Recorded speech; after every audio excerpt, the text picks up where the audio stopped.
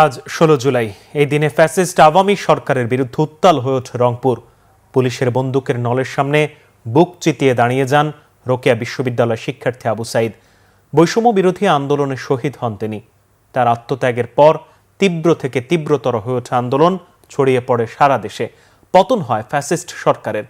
বিশ্লেষকরা বলছেন, আবু সাইদের সাহসিকতা দেখে অনুপ্রাণিত হয়েছেন তরুণ প্রজন্ম। রংপুর থেকে জুয়েল আহমেদের রিপোর্ট। রংপুরে এভাবেই দুই হাতে ডানা মেলে পুলিশের গুলিবরণ করে নেন অকুতোভয় আবু সাইদ। লড়াই করেন ফ্যাসিস্ট সরকারের বিরুদ্ধে। জীবন দিয়ে বিশ্বকে দেখিয়েছেন সাহস, হয়েছেন শ্রদ্ধা আর ভালোবাসার প্রতীক।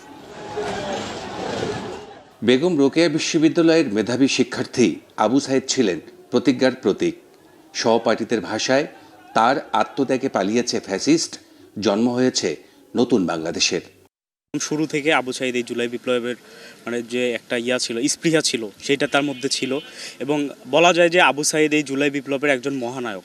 আবু সাইদ সেদিন শুধু পুলিশের বুলেটের সামনেই দাঁড়ায়নি, বরং আবু সাইদ এই বাংলাদেশে দীর্ঘদিন জুড়ে যে অন্যায়, যে বৈষম্য যেটা ঘটে চলেছিল, সেটার বিরুদ্ধে সে আসলে তার বুক উঁচিয়ে দাঁড়িয়েছিল।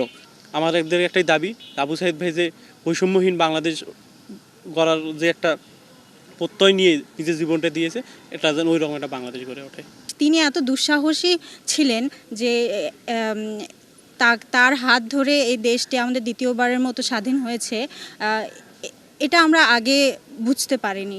তবে নতুন বাংলাদেশে সম অধিকার প্রতিষ্ঠা নিয়ে সন্দিহান বিশ্লেষকরা।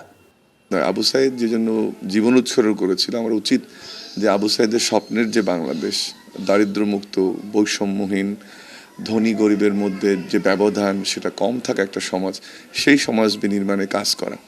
আমি আশা করব ভবিষ্যতে যারা সরকার গঠন করবে, তার আবু সাইদের মতো যারা আত্মত্যাগ করেছে, তার মতো আরও 1500 থেকে 2000 মানুষ তাদের প্রতি শ্রদ্ধা রেখে এমন একটা সমাজ বিনির্মাণের চেষ্টা করবে যে সমাজে চাকুরির জন্য জীবন দিতে হবে না। যুগ যুগ ধরে ইতিহাসের পাতায় থাকবে আবু সাইদরা। গত 1 বছরে তাদের আত্মত্যাগের সম্মান কতটুকু দিতে পেরেছে সরকার, তা নিয়েও রয়েছে নানা আলোচনা ও সমালোচনা। জুয়েল আহমেদ, বাংলা ভিশন, রংপুর।